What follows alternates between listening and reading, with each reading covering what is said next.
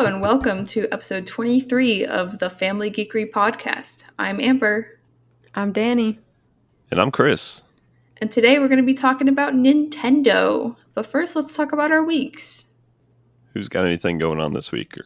Okay, well, I guess I'll go. So if you guys haven't known, Disney's making a game called Dreamlight Valley. And as far as I know, it's kind of going to be similar to Stardew Valley. And the early access for that's coming out September 3rd, I think. I don't know the exact date. But I do know that right now their avatar creator is available for free on Epic. So I went over there and I downloaded it and made my little avatar, and it was super cute. And it seems like you can just import that into the game once the game comes out.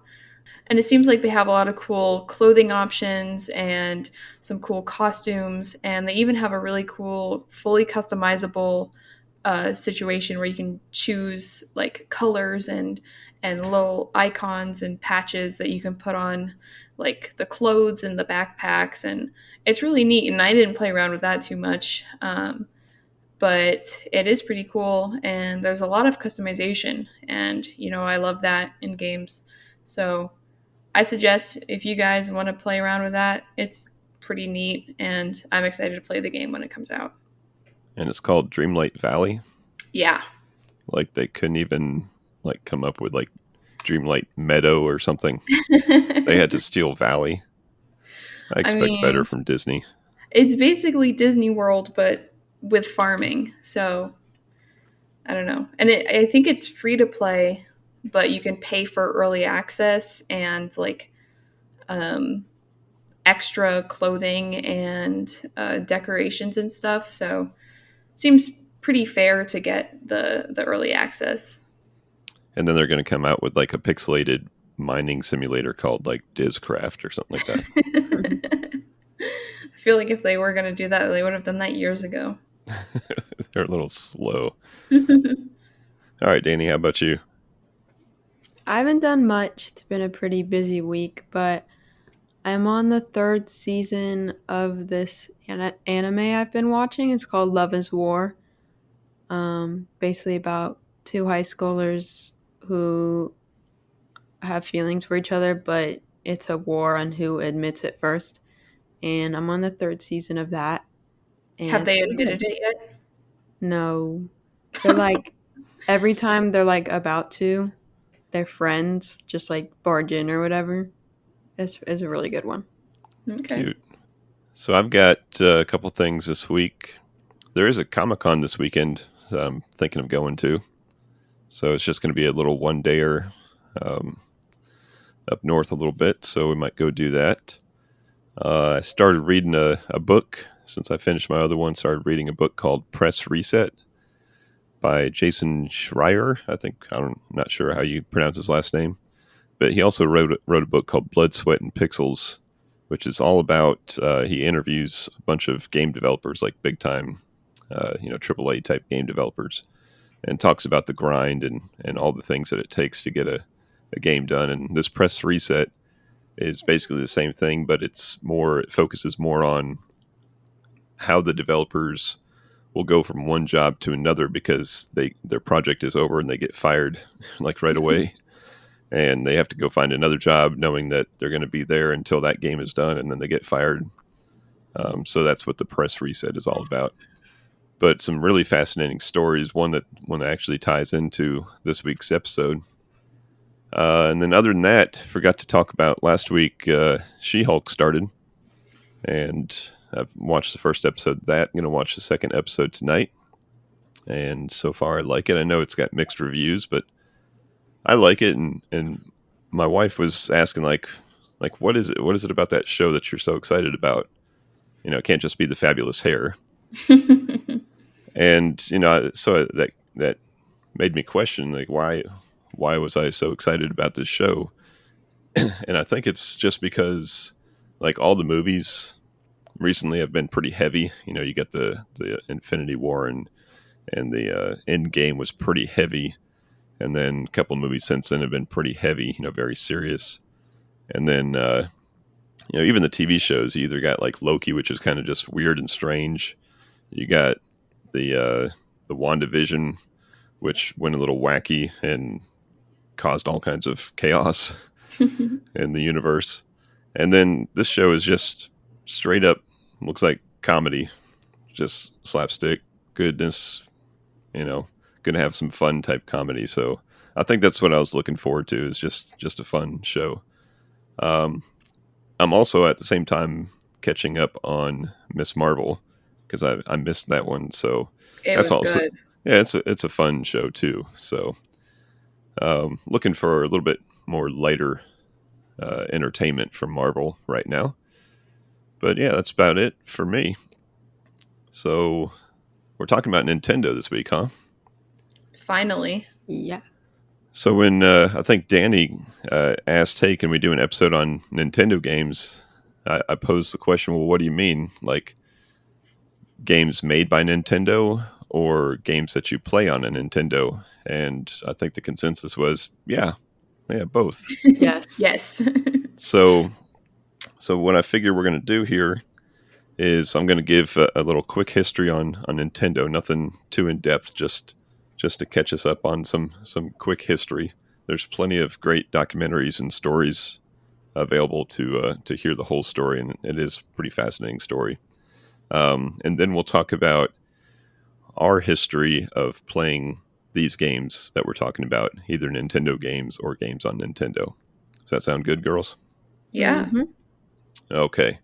So Nintendo, founded in 1889. I think most people know that from their history, that they started off as a Japanese playing card company, Yeah.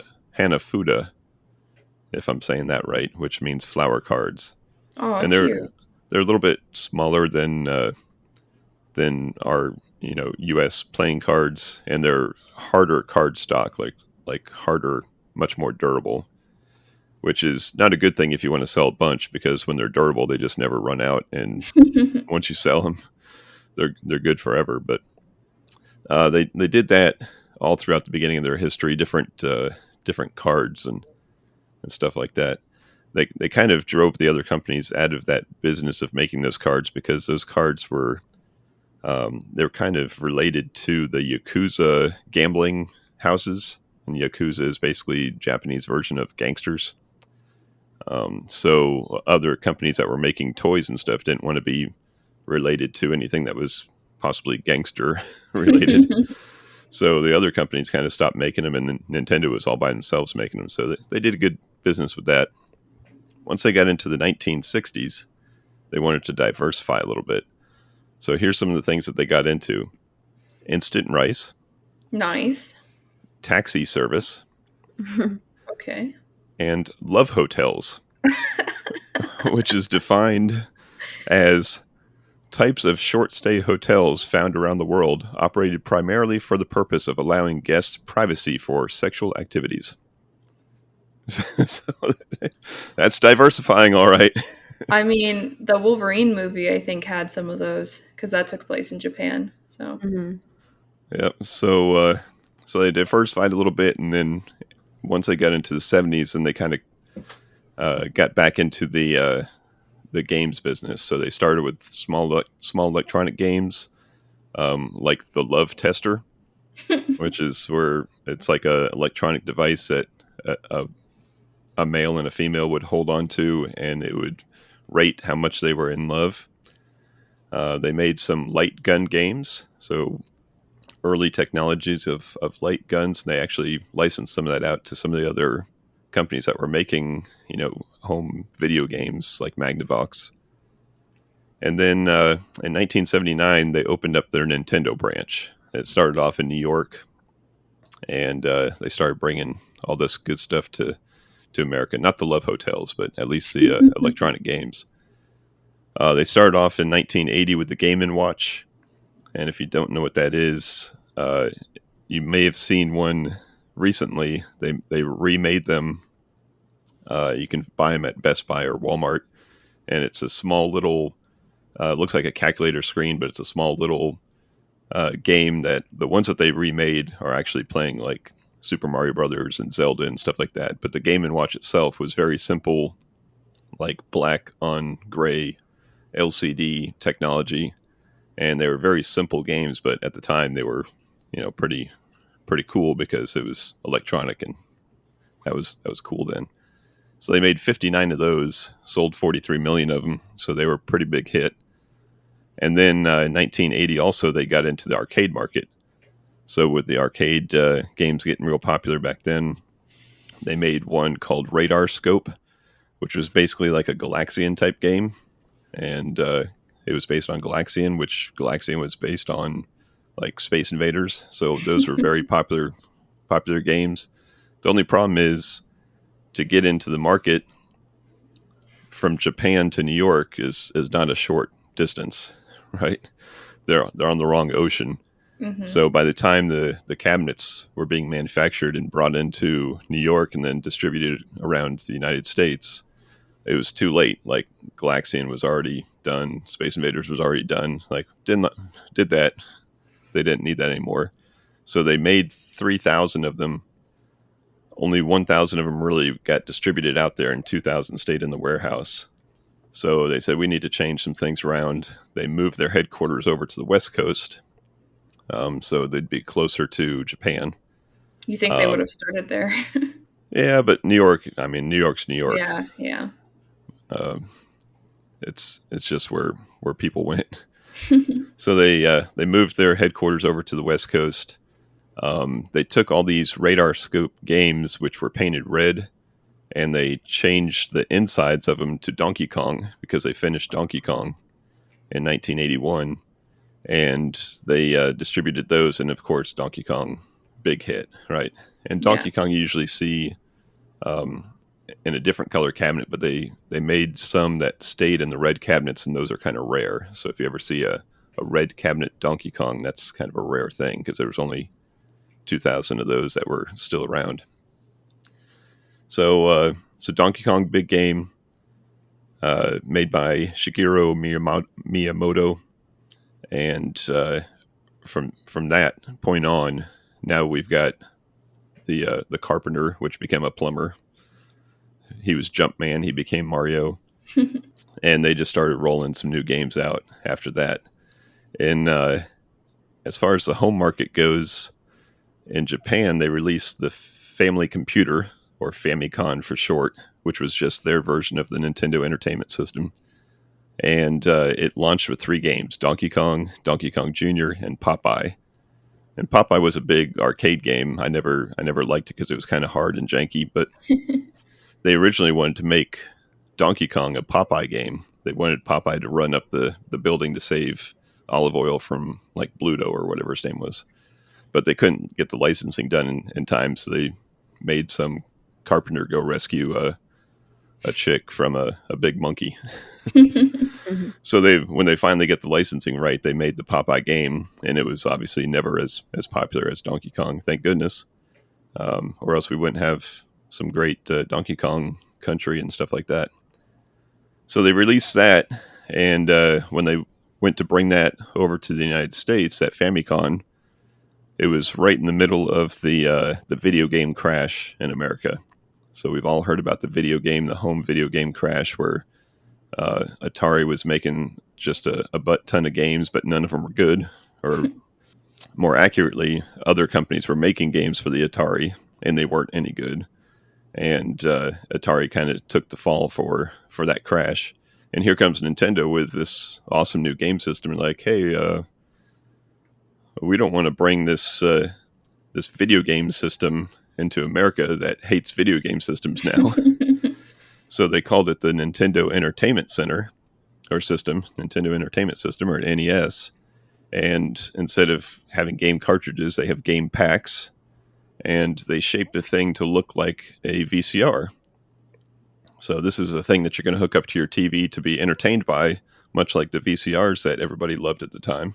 So that's why it has that iconic look and not like a top-down, cartridge system. It's got the door that opens up and you slide it in, and then you push it down inside, and then you have to take it out and blow on the contacts and push it down a couple times, and then after a while you have to wedge a box in there to keep it pushed down. But that NES came over, and of course the rest is history, right? Mario Brothers was a huge hit, and everybody liked it. And what Nintendo did, they learned from the mistakes of Atari. They used a lockout chip, it was a special like security chip on their games that only they could make. And you had to have this lockout chip on your game to put it into a Nintendo and be able to play it. So that means two things. One, the game had to be approved by Nintendo. So they actually had like the president of the company would like play test every game, and he would put the gold seal. I don't know if you guys have ever seen the Nintendo seal. Like all the games back then, games and accessories, joypads and stuff, had a gold seal that said approved by Yeah. Nintendo, quality seal or something like that, seal of quality. So they had to get approved, and also they had to be manufactured. So Nintendo was manufacturing all the cartridges, which meant that they were able to charge whatever they wanted license wise to get the games made. So a lot of people didn't like that, as far as like the indie developers didn't like that, but it it did make for a better situation for the consumers. It let the quality increase, and of course it became a instant classic. So that brings us up to the NES hitting the United States, and that's basically where everybody's kind of history with Nintendo starts. So fascinating, Mm-hmm. Yeah. cool. So I'm going to start off, like I said, with just talking about some of my history of playing Nintendo games and Nintendo itself, by saying that I didn't own any of the original Nintendo's consoles, like not when they came out at least. I was many years behind. I had a computer, I had an Apple II computer, and it did everything I needed. Um, I did all my schoolwork on it, and I played all my games on it. So I really never had the need for Nintendo, but I loved playing it when I went over to visit friends or family that did have it. So the first Nintendo game I actually played wasn't even on the Nintendo; it was on the Atari 2600, and that was Mario Brothers. And when I say Mario Brothers, you instantly know what I'm talking about, right? Yeah. Yep. But it's not Super Mario Brothers. So the boop boop boop boop boop boom, that's Right. Super Mario Brothers, right? So Mario Brothers, um, which you guys probably have seen, I probably made you play it a couple times, was the one where Mario and Luigi are underneath the sewers of New York, and the different creatures like the crabs and the turtles are coming out of the pipes, and they've got to hit these things. But it was one of the early platforming games, and it is a classic. It brought Mario and Luigi into your living room, and it started off at the arcade, but it soon made it onto all the consoles. So I had a friend down the street that had an Atari 2600, and I remember playing this game on that. It's a great two-player couch co-op game. Uh, After that, then it was like right into the NES days of Super Mario Brothers and Duck Hunt that came out, and I had another friend down the street that had one of those, and then my cousin also had a Nintendo, and every time I visited him, I'd play, and he was able to beat the game, and I was just in awe of that. I could barely make it through the levels, but loved playing some Super Mario Brothers. We saw a lot of commercials for Legend of Zelda, but I never played that game back then either. Iconic game with crazy commercials. Just Google the first commercial for Zelda, and you'll see how crazy it is. Nothing like what you see today. But some other games that I loved playing on the Nintendo, the original NES. Excite Bike was a launch title. That's the one where you're on like a dirt bike going sideways, and you're racing against other people. You got to go over like sand dunes and jumps and stuff. We used to rent some games at the video store. I used to love to rent RC Pro-Am, which was kind of like the racing game that we play at the arcade, the off-road racing, but it's with remote-controlled cars. So same kind of perspective, but you're racing like little tiny cars with antennas popping off of them.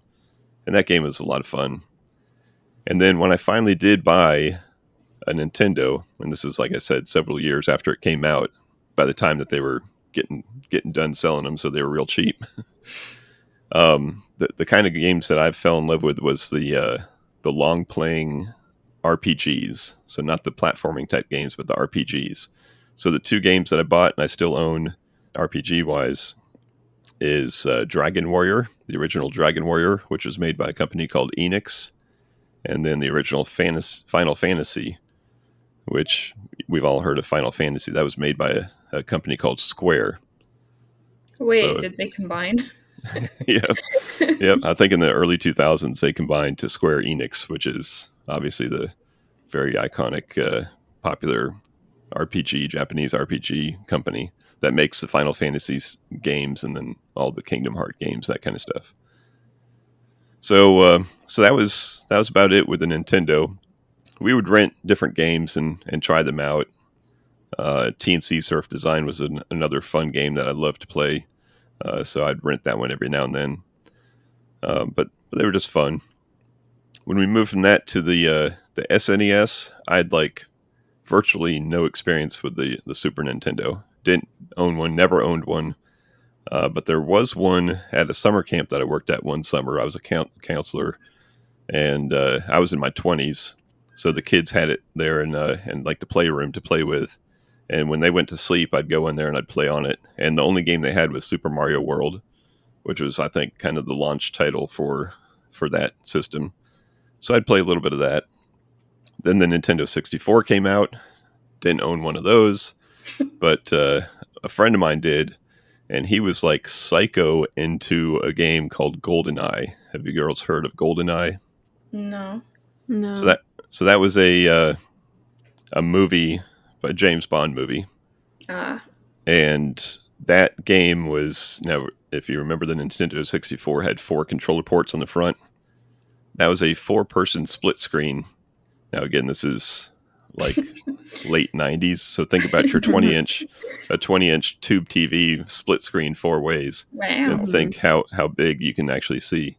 But it was like the most popular and probably considered one of the greatest 4-player kind of shoot 'em ups. You know, it would be the Call of Duty of that time period, but just 4 people instead of like 100 or whatever.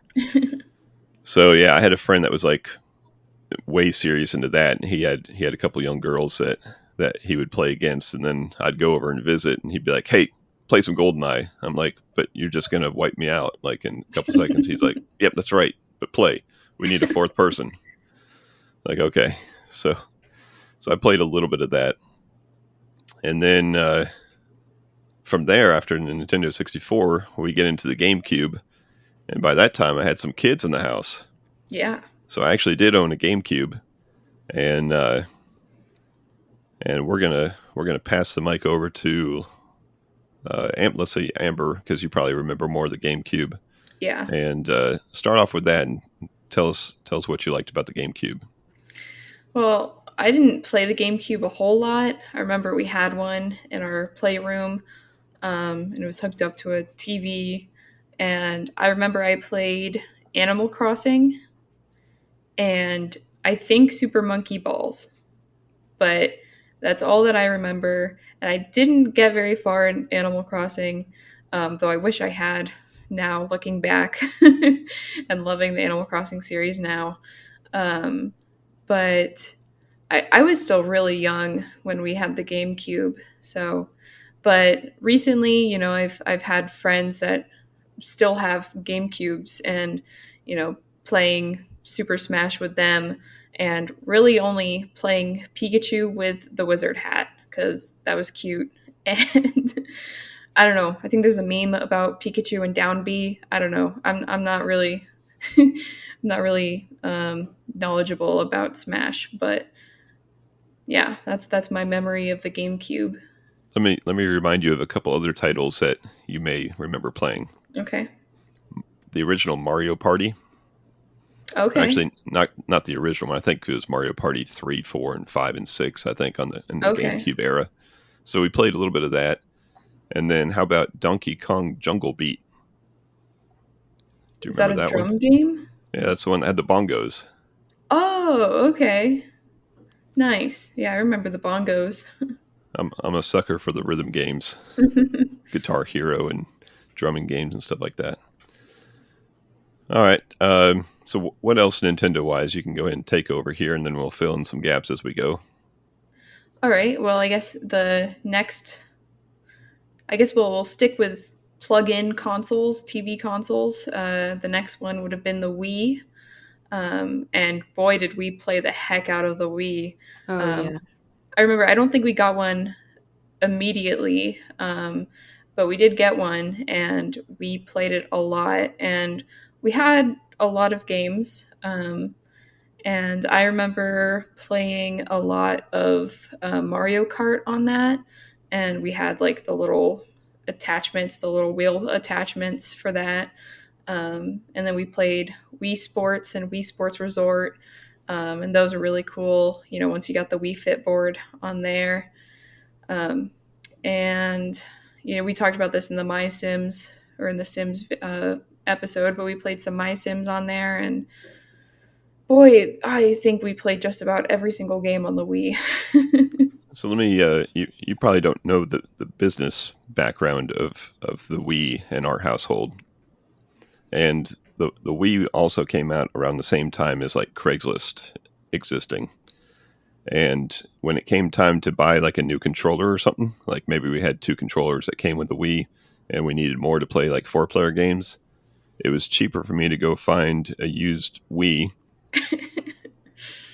that came with controllers, and usually it'd come with like 3 or 4 controllers because that family had already bought all 4 of them, and it would come with a bunch of games. So I ended up buying, I don't know, half a dozen Wii's. And I'd take all the extra controllers and all the games, and then I'd sell the 2 crappiest controllers back with the Wii system. You know, sell it back on Craigslist just as an empty system. You know, no games or anything. So that's how we ended up with a lot of our games and a lot of controllers. And Well, that makes sense. I may still have like 5 or 6 Wii's in our closet. Oh my goodness. We should set it back up, though. I think that's still one of my favorite consoles of all time. Mm-hmm. And then I guess we can, because I don't know the chronology of. Well, let me list out a couple other Wii games to jog your memory. Okay. Excitebot Trick Racing. Oh yeah, yeah. So that's actually the 4th game in the Excite series. I said that I loved the game Excite Bike, and then there was Excite Bike, I think 64 was after that. When the Wii launched, there was a game called Excite Truck, which was just an updated version with a truck instead of a bike. And then Excite Bot was the one that had the robotic, like animals, insects type things. We love that game. We'll talk more about that in our racing game episode. Yeah. Of course, Wii Sports and Wii Fit were 2 big ones. Super Paper Mario, do you remember that? Yes. Yeah. Oh, Kirby's Epic Yarn. Kirby Epic The Yarn. best Kirby game. Also the only Kirby game I've played, but the best one. And then what other epic game did we have on the Wii? Oh. Well, yeah, I guess we had Mario, Super Mario Bros. What other epic game did we have? Epic? Epic is in the title. Epic Mickey? Oh. Epic Mickey. Remember that? Yeah. So that game was actually the first chapter of the book I told you I was reading about. And fantastic story about how Disney decided to make it and found the right developers for it and had to get the rights to Oswald, because up to that point they didn't have any rights to use Oswald, the Lucky Rabbit.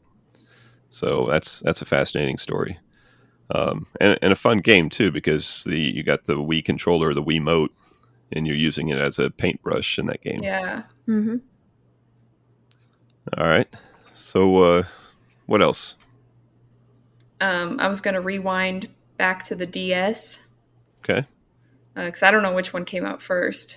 But we had so many DSs, and because there were so many different DSs, you know, the DS and the DSi and the DS XL and I don't know. DS Lite. Yeah, like everything, you know. We never had a DS and we never had a GBA, but we had the GBA Advanced and we had the DS Lite and the DSi. With those handhelds, you never bought the first one that they come out with because the second one's going to be better. So if you look at a DS, it's big and clunky and the screen is crap. And then the DS Lite was like much better. Well, with the DS, I played some Pokemon, um, and I had Pokemon Pearl on there, and also played, some Sims, and I had a jewelry game that I loved. It was you like just ran a jewelry store and you would like take commissions and have to build the jewelry and stuff. And like if a sporty person came in, then you'd have to like put a little baseball bat on their necklace or whatever. Um, but basically, just like I spent a lot of time on the DS and a lot of it playing just random games. Littlest Pet Shop, we had a couple of those games. They were all exactly the same, just like in different settings. Did you play the Wipeout game? I did play the Wipeout game. I would get frustrated at that It game. was so funny. We would like go on car trips and take the DS. And one very interesting point in our lives, we had Animal Crossing New Leaf on the DS. And I think technically it was Danny's game, but she didn't play it ever. I played So it. you played it like one day on Christmas when you got it, and then I found it a couple years later and I played it. And the thing with Animal Crossing is you can only have one town on the save at any given point. And so I tried my hardest to join Danny's town and just be a resident in Danny's town, but you can't do anything if you're just a resident, if you're just like a second player. So I went and deleted her town and started over and played it for like 3 weeks straight and actually was like doing really well. And I had friends that were also playing Animal Crossing. And so we were all like visiting each other's towns and stuff. And then Danny found out and she just out of spite just deleted my town that I worked so hard on. You deleted my one day of playing account, so Yeah, I'll have it's to get totally back. fair. Totally fair. No, it was Let's not undo the 4 years of therapy that you guys went through because of this thing. no, it's all fun and games. I probably would have stopped playing it pretty soon, anyways. I wonder whose save is in that game right now. Probably I don't. mine You that I probably made one right that I after. played for a day after I deleted yours. But I remember I loved the DS because I could take it on like school field trips. I remember doing this in elementary school, um, and you could like turn on the I don't know the LAN Wi-Fi, I guess the LAN connection, and it was just like everyone on the bus would play Mario Kart together, and it was pretty fun because like everyone, I guess because of proximity, we were all just connected and we could play against each other. And it was pretty fun because everyone who had a DS brought a DS on the field trip. Yeah, there's a great system for road trips and stuff. Yeah. And then I guess as I got older, I played Pokemon Sun and Moon, I had Moon, which was like the first Pokemon game that I actually invested serious time into. And then I played Fire Emblem Fates. And I really enjoyed that, and I still have to go and finish it. But yeah, that's my experience with the DS. There's one thing on the DS that I remember very vividly was I think it was called like Flip Note or something. Yeah. And um I don't know if that was the start of my animation interest, my my art interest, but basically it was like basically a stop motion creation. You would draw a picture, hit like new page or whatever and draw another one and you can hit playback, pick the like frames per second and see your little animation. I remember having a lot of those balls bouncing across the screen as much as little me could make. I had a DS and had bought a couple games for it again as an adult. So my playing was a little bit different than yours guys, but I would usually end up donating my my handhelds to you guys so you could enjoy them. But I had a game called Brain Age, which Oh yeah, was I remember that. like it was supposed to help your brain, stay active, and it would tell you what the age of your brain was. And then a game called Elite Beat Agents. Do you remember that? You might not have ever I played don't that. think so. No. It was a rhythm game that used the stylus to tap different dots and hold them, and then tap different dots and hold them. It's kind of hard to describe, but it was a fun rhythm game. And then, of course, I had the attachment to make the DS into a Guitar Hero, Yeah, I remember that. which was a little Hmm. janky, but if you want to get your Guitar Hero fix, portable wise, that was the only way to do it. So yeah, DS pretty cool. What else, guys? Keep rolling with it. I guess the only place we can go now is the Nintendo Switch, and we've been rolling with that for years now. But we got one. I don't remember when we even had one, but I remember asking one day, "Hey, can we get a Switch?" And I remember you were just like, "I've got one downstairs. You want it?" I was like, yes." So I got that. And oh boy, what have I played on it? Um, Most obviously, Animal Crossing, New Horizons. That's what I spent a lot of time playing on the Switch. Also, Pokemon Sword. Had a lot of fun with that one also, and super excited for the new Pokemon. Um, Besides that, I just got Fire Emblem Three Houses, which I wanted at the time, but every single game is $60, and I'm not going to spend $60 every time I want to play a new game. Um, but one cool thing about the Switch is, you can have it handheld and you can play your Animal Crossing just laying in bed, or you can, dock it up to the TV and you can have party games going on, or just playing whatever game you want to play on your big screen. So that's pretty cool. And I've had, a couple instances where I have a big group of friends over and we'll play Mario Party. And I've got Just Dance and also Super Smash Ultimate, which is a pretty huge game. And I don't have it, I borrowed it from a friend. But, Smash is basically they take all of their Nintendo characters and just say, hey, fight each other. But, now there's a lot more Nintendo characters that exist than, in previous instances of the game. And they also have like other characters in it, like Minecraft Steve is in Smash Ultimate, which is crazy. And they're just adding everyone to Smash, and I think it's slowed down because the game's a couple years old now. But yeah, I mean, Smash is basically why I wanted to play Fire Emblem in the first place, because I'm not super great at fighting games, so I found a character, Lucina, who I learned how to play and was like, oh, she's from a game? I should play that game. And so that's how I started playing Fire Emblem. And yeah, so the Switch is super great, and I'm just excited to keep playing more games on it.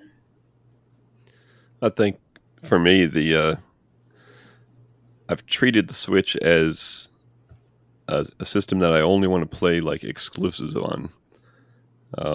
So, for example, like right now, the entire Bioshock series collection is on sale for $10 for the Switch, and everybody says that's a no brainer. You got to get that, and I think okay, that's pretty cool. But I already own like all the games on Steam, including the remastered versions, and I own them. They just gave it out like a month ago on Epic, that same Right. collection, and I got them on PlayStation 4 also. So as much as everybody says, "Oh, you got to have it on your handheld," I think, well, that'd be cool, but I'm not going to play it handheld. I'm going to play it on a TV, and I've already got better looking consoles for the game on the TV.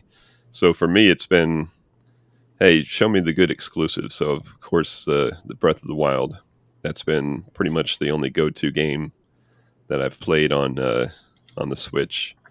And then I've picked up a couple other games, but I'm still docking it up to a TV the majority of the time that I'm playing. So let's hand it over to Danny, and you can go ahead and fill in all the gaps that we blew past for you. Most I've played on the Switch was Animal Crossing. Um, that was a big hit because it came out right as quarantine started. So I think the media went crazy. I think it was something we all connected on, which was really cool. YouTubers, streamers, um, everything on TikTok was Animal Crossing related. My favorite townie villager person who moved in was Dom, the Nice. ram. And you got lucky. You started with him, right? Yeah, A lot of people were like searching. There's like a whole tier list of Animal Crossing villagers. They're just animals, but and Filbert's couldn't you the like best. buy like a specific Yeah, villager? yeah. There was a whole sub economy, and people were paying real money for this online like currency. It's like I get it, but this is kind of a lot. You already paid $60 for the game, and then you're gonna pay $20 for these Nook Mile tickets that you can get just for planting 30 trees. Like, Yeah, or you just keep going to islands and islands looking for that one villager. But I didn't play that as much as Amber did, but I did definitely take advantage of that new game when quarantine started.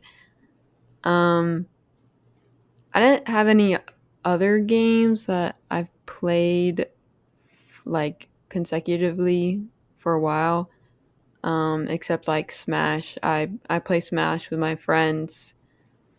I'm not very good at it. I just smash buttons and play Kirby, eat people, and then throw them off the ledge. It's kind of my strat.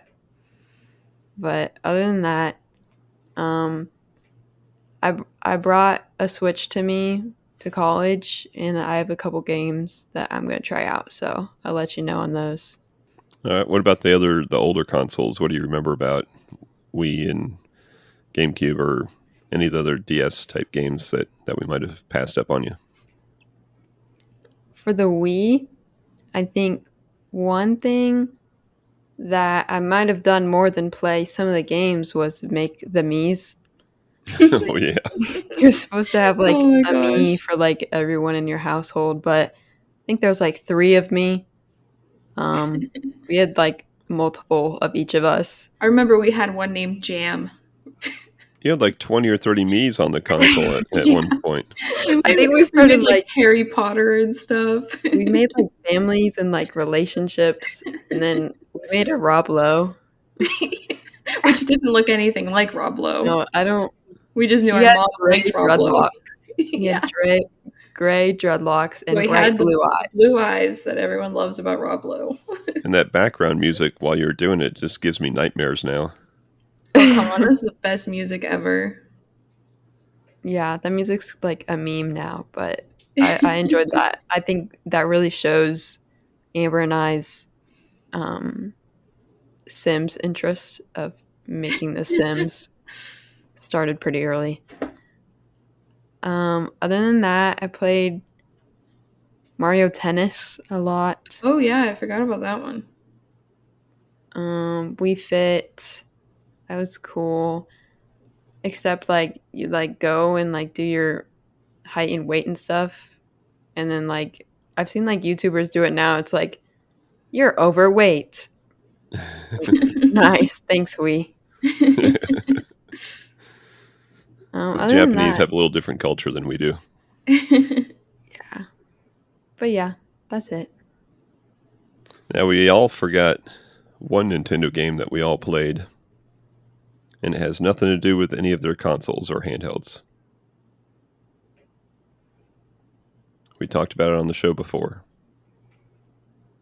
It has to do with the Pokemon franchise. Oh, Pokemon Go. Yeah, Pokemon Go. We talked about that? I think we talked about it at Oh, some okay. point, one of the episodes. Yeah, summer of 2016. The last bright moment in this awful world. People walked in front of cars.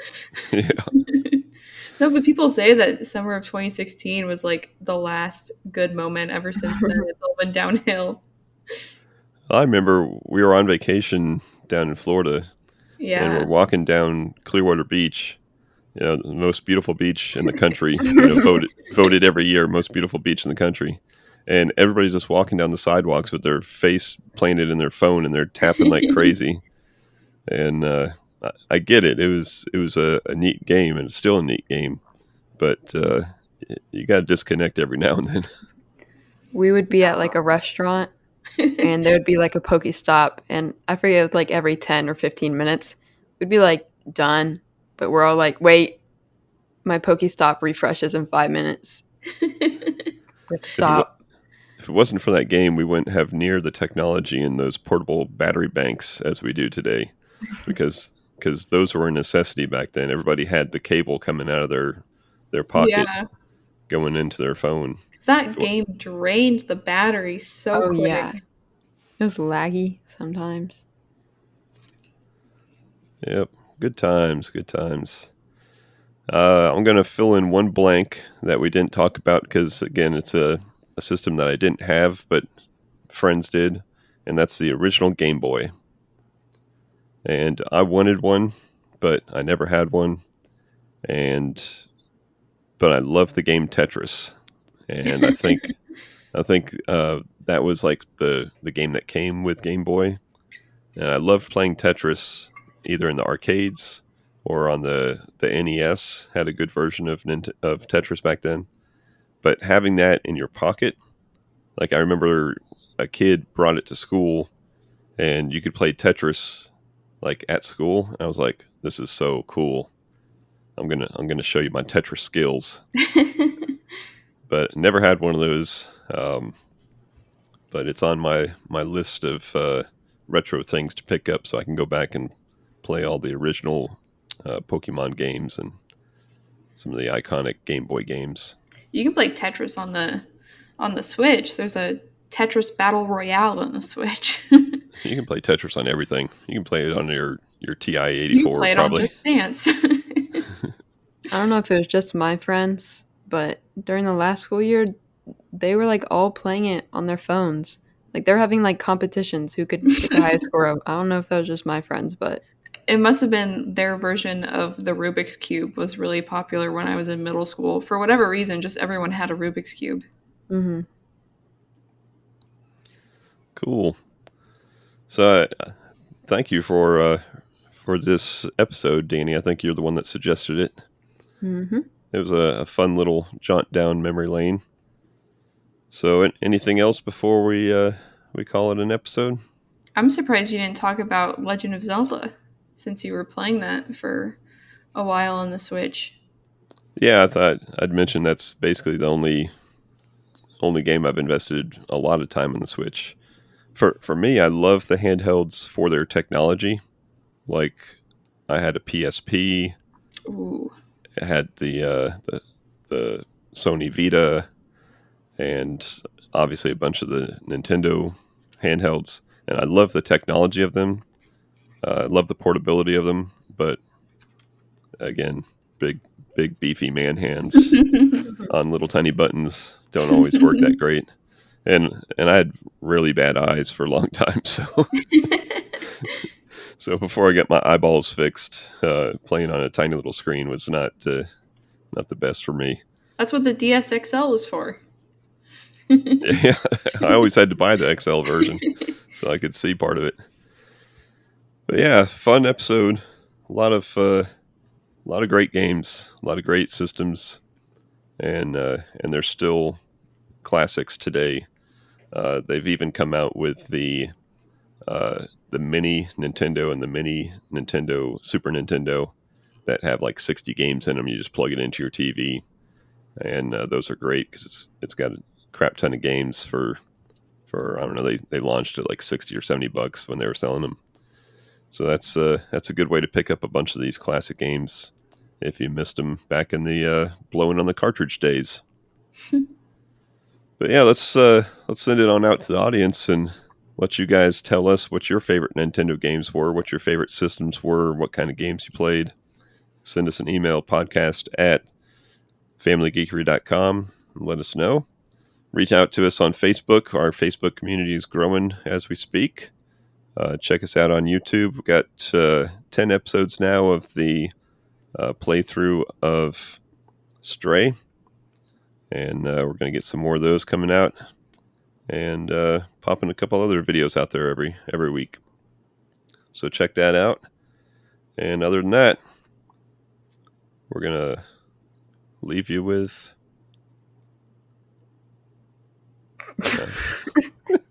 we botched it so bad last week. Everybody's afraid. I'm gonna have to serve it up a little bit better. Let me serve it up better.